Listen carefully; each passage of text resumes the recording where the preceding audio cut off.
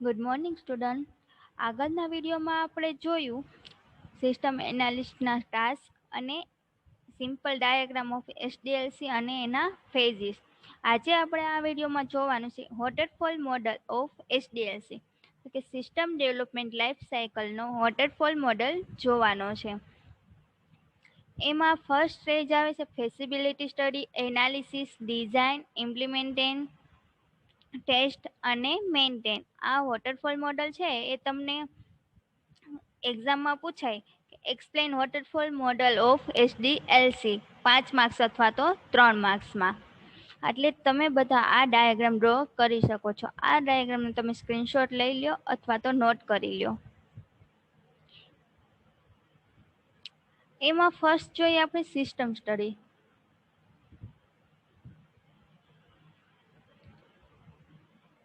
System study છે એ first stage છે સિસ્ટમ ડેવલપમેન્ટ લાઈફ સાયકલનો.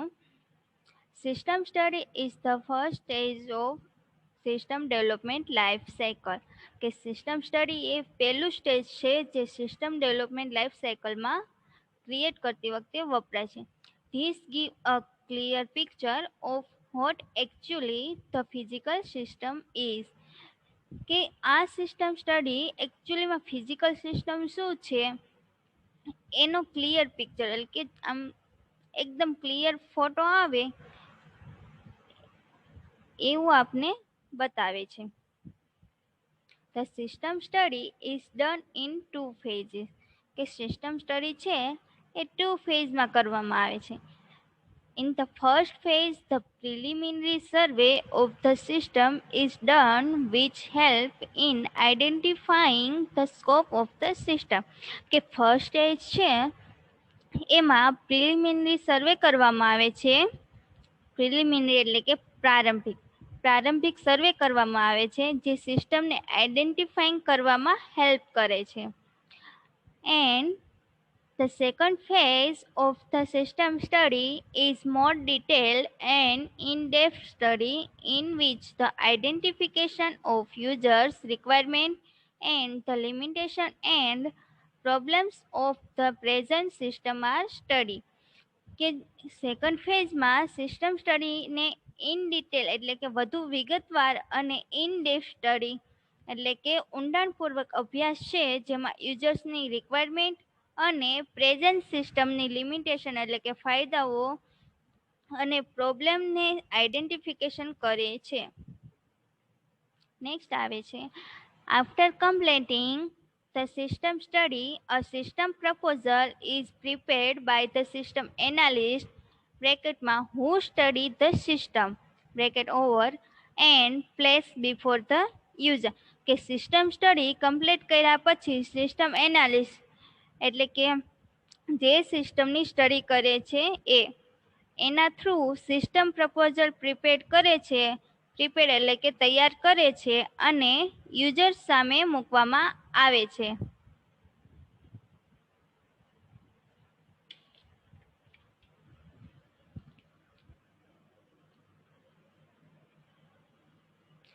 નેક્સ્ટ આવે છે The proposed system contains the finding of the present system and recommendation to overcome the limitations and problems of the present system in the light of the user's requirement. કે proposed સિસ્ટમના present સિસ્ટમની recommendation અને યુઝર્સની રિક્વાયરમેન્ટમાં present સિસ્ટમની limitation એટલે કે મર્યાદાઓ અને પ્રોબ્લેમને દૂર કરવા માટે ભલામણો કરવામાં આવે છે. નેક્સ્ટ આવે છે system study phase passes through the following step. કે સિસ્ટમ સ્ટડીના ફેઝિસ એટલે કે તબક્કાઓ નીચેના સ્ટેપમાં ફોલો થાય છે. એમાં ફર્સ્ટ સ્ટેજ આવે છે problem identification and project initiation. કે સમસ્યા ઓળખ અને પ્રોજેક્ટની દીક્ષા. બેકગ્રાઉન્ડનું analysis and last interface or finding, અનુમાન અથવા તારણો.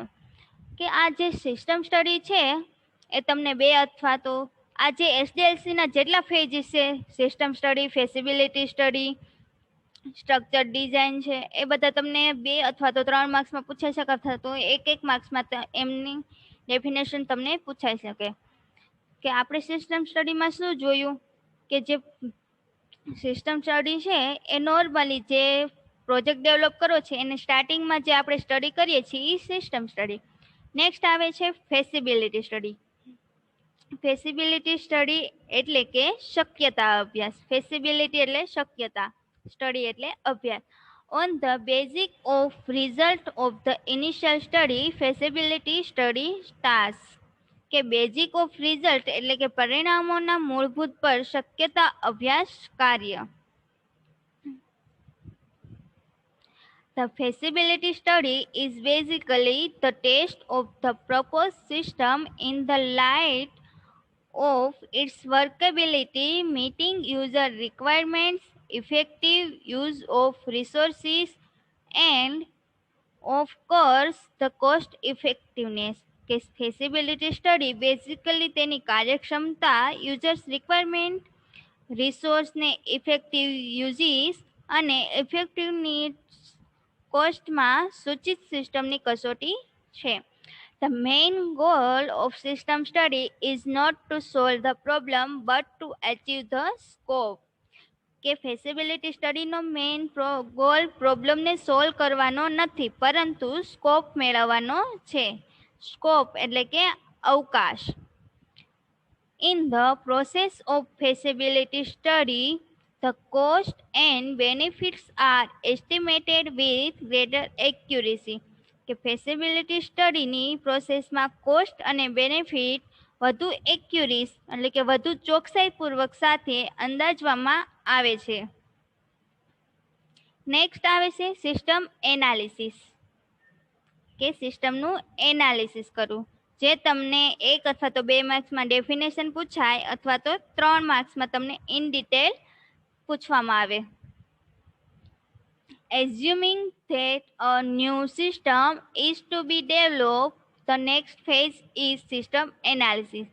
Assuming એટલે કે ધારી રહ્યા છીએ કે કોઈ ન્યૂ સિસ્ટમ ડેવલપ થવાની છે, તો આગળના ફેઝિસ સિસ્ટમ એનાલિસિસ હોય છે.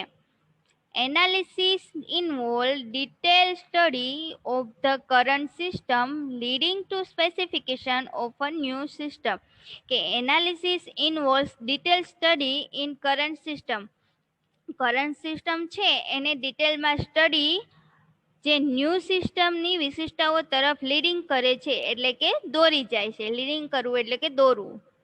નેક્સ્ટ આવશે analysis is a detail study of various operation perform by a system and their relationship within and outside the system. કે એનાલિસિસ છે એ વેરિયસ ઓપરેશનને ડિટેલમાં સ્ટડી કરે છે અને સિસ્ટમની અંદર અને બહારની રિલેશનશીપને ડિટેલમાં સ્ટડી કરે છે. Detail study of various operation perform by a system. કે સિસ્ટમ દ્વારા જે વેરિયસ ઓપરેશન પરફોર્મ થાય છે એને ડિટેલમાં સ્ટડી કરે છે and their relationship within and outside the system. કે એની રિલેશનશીપ અંદરની અથવા તો બહારની સાઈડની હોય છે.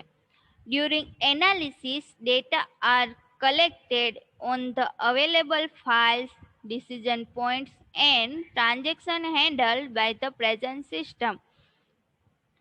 કે એનાલિસિસ દરમિયાન કલેક્ટ કરેલી ફાઇલ, ડિસિઝન પોઈન્ટ અને પ્રેઝન્ટ સિસ્ટમ થ્રુ ટ્રાન્ઝેક્શન પર ડેટા કલેક્ટ કરવામાં આવે છે. Interview, one-side observation, and questionnaire are the tools used for system analysis. Interview, observation અને questionnaire એ સિસ્ટમ એનાલિસિસ માટે વપરાતા ટૂલ્સ છે.